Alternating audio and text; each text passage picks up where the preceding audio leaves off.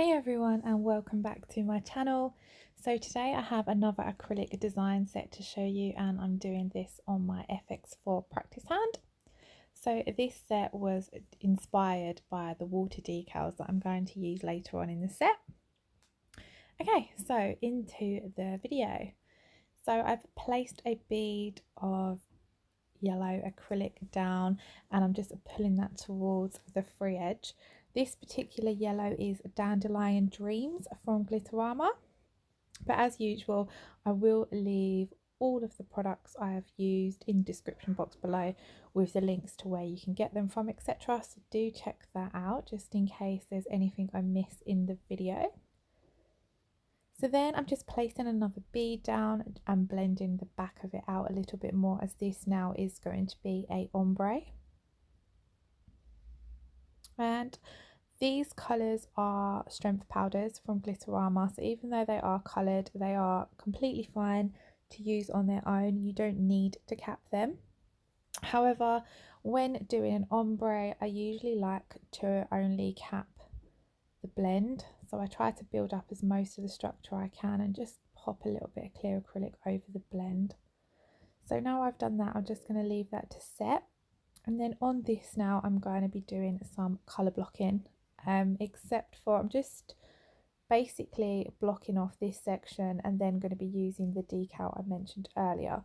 So I placed that first bead down and I'm just getting that into a rough shape of how I want my colour blocking to be. And then it's just a really simple straight line across the top really. So I'm just trying to get that as neat as possible with my brush. But this is basically just mapping out what shape it's going to be. I just find if I do it this way, I save myself doing loads of filing. And then here I did pick up a slightly too small bead, so I just blended it out and pulled it over anyway. This particular colour is Peach Shimmer from TNBL, and it's a core powder, so it doesn't need to be capped. So I'm making sure to build up my structure and apex with this acrylic.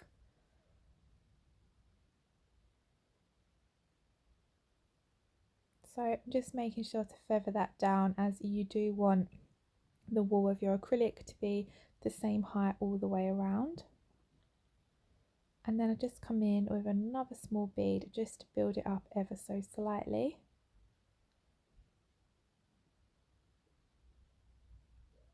And then once I've finished that, I will leave that to set before filing it nice and crisp. So then on to the little finger again, I'm using that same Peach Shimmer acrylic, placing it just before where the colour is faded out, pushing the bead back and then bringing it down. And I'm just starting to create that fade, keeping it nice and thin, pushing the acrylic out into place and then blending it down the nail.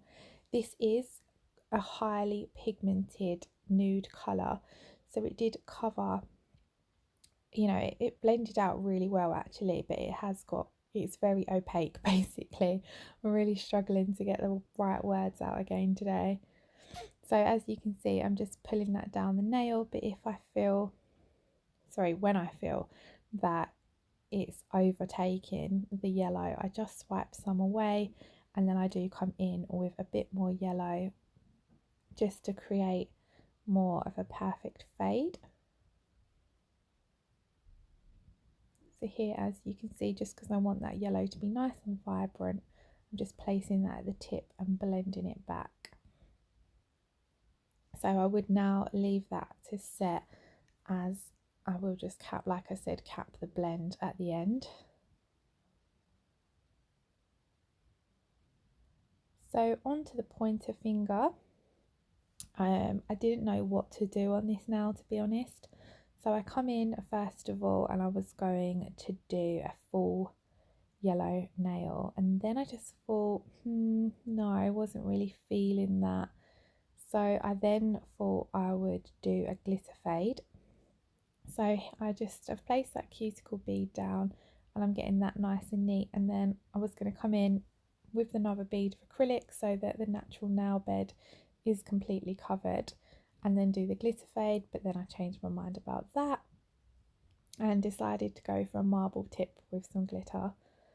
So this was like a bit like I was just winging this nail. So here, as you can see, I decided this is where I thought, you know what, I'm actually going to do a marble tip and I want that to be slanted down the nail. So just because I'm working nice and thin, you know, I was able to change it up a little bit. So once I've got that Dandelion Dreams placed, I'm coming in with Black Beauty, Baby Blue, and then the yellow again, and I'm just going to do a marbled tip. All those three colours are also from Glitterama. So sometimes when I'm doing a marble, I'll swirl the colours in together. You know, there's loads of different ways to do acrylic marble, and you know, certain looks suit different things and all the ways work. I think I love marble, and no matter how I see it, I usually think it looks amazing. So just go with it and have some fun and play around with it. And that's why I love doing sets on my practice hand, as nails are only a hobby for me at the moment, and at least with the practice hand, you know, I can practice whatever I please. So I'm just pulling the colours into each other basically with this. It was the kind of style I was going for, as it does tie in quite well with the decals. And I was using a size 12 round brush before, but I do find it a bit tricky to do marble with that because it's quite big and it doesn't have so much as a point. So here I swapped to my oval size 12 brush just because it has that bit more of a flat point that I wanted for this type of marble. So I just carry on doing this basically until the tip is fully covered.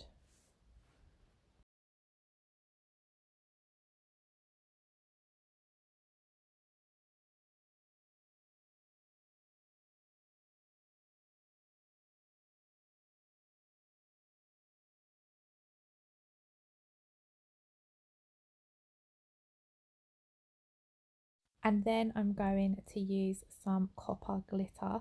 Now I'm not 100% sure where this is from. I have only got the name of the glitter, but it is basically just a multi-cut of copper glitter. There's no other colours or nothing like that in there.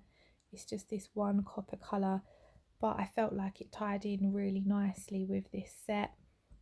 And I've got loads and loads of glitters that I don't know where they're from, and I'm just trying to use some up rather than them just collecting dust in my drawer.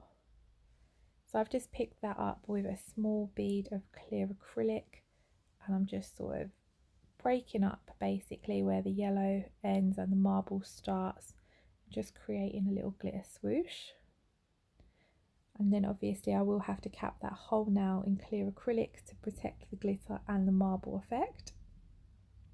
And then on to the middle finger, I'm picking up a really small bead of acrylic and then that same copper glitter, and this is going to be a glitter fade. It's going to go from the copper into a clear tip, but because I haven't put a colour down on the nail, I wanted to really keep the clear tip as crystal clear as possible, so I didn't put no colour down.